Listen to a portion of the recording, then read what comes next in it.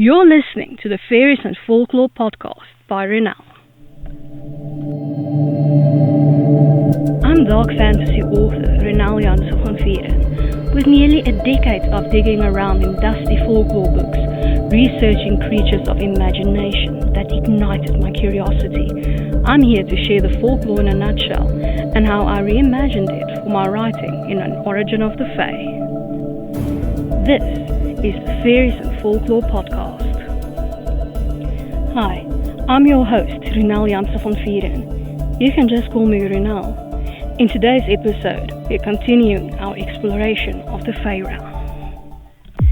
This episode is brought to you by my Dark Court Sisters book series, available in ebook, paperback and audiobook.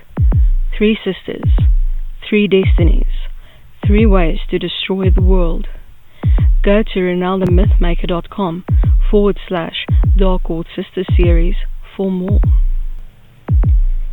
You can now support my time in producing the podcast, researching, writing and everything else involved by buying me a coffee. This can be a once-off thing, or you can buy me coffee again in the future at your discretion. Go to buymeacoffee.com/Ronel to support me.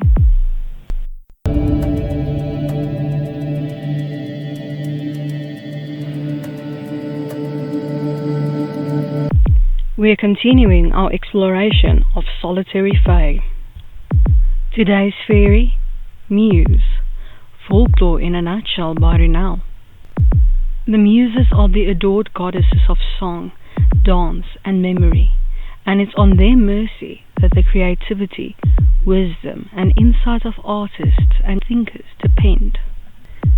The 9 Muses of classical mythology are the daughters of Zeus and Mnemosyne, memory, though some ancient scholars, such as Pausanias, only name 3.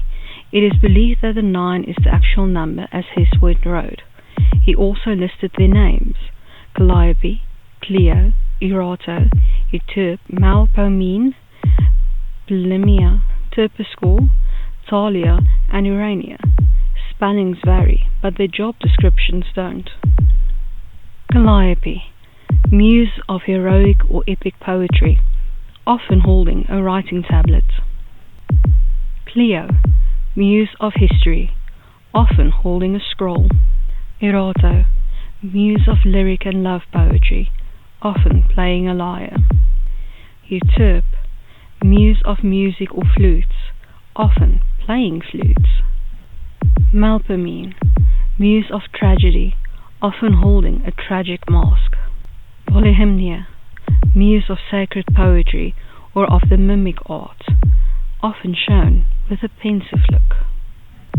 Terpsichore, muse of dancing and choral song, often shown dancing and holding a lyre. Thalia, muse of comedy, often holding a comic mask. Urania, muse of astronomy, often holding a globe. As the patron goddesses of literature, the arts and sciences, they lend their name to the word museum. Poets from ancient Greece called upon the muses to give them inspiration for their work.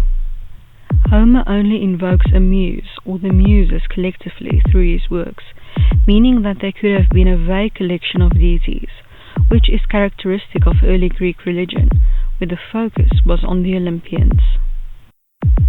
The Muses are unmarried, but they have been credited to be the mothers of famous sons such as Orpheus, Eumolpus, Rhesus, and others connected to poetry and song. They spent a lot of time with Apollo. He is even said to be the father of some of their children, and they also spent a lot of time on Olympus, cheerfully singing and dancing. They even attended funerals, Achilles' funeral being one. Just like a lot of goddesses, they are protective of their status. When someone challenges them, they always win and humiliate their opponents. When the sirens challenged them, they made crowns from their feathers. In Roman times, the muses were distributed among the different arts and sciences instead of being able to inspire all of it.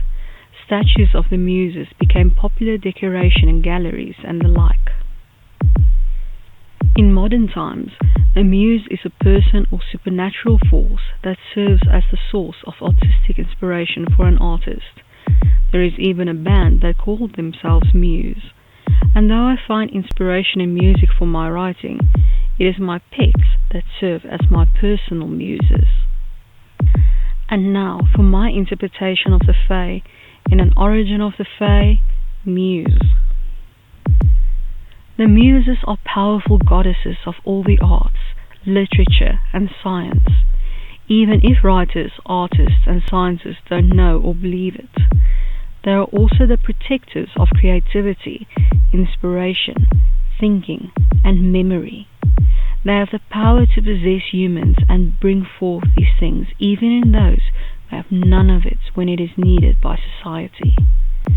The Muses prefer living in the Grove of Muses at the foot of Mount Marandali, though they inhabit museums and libraries too.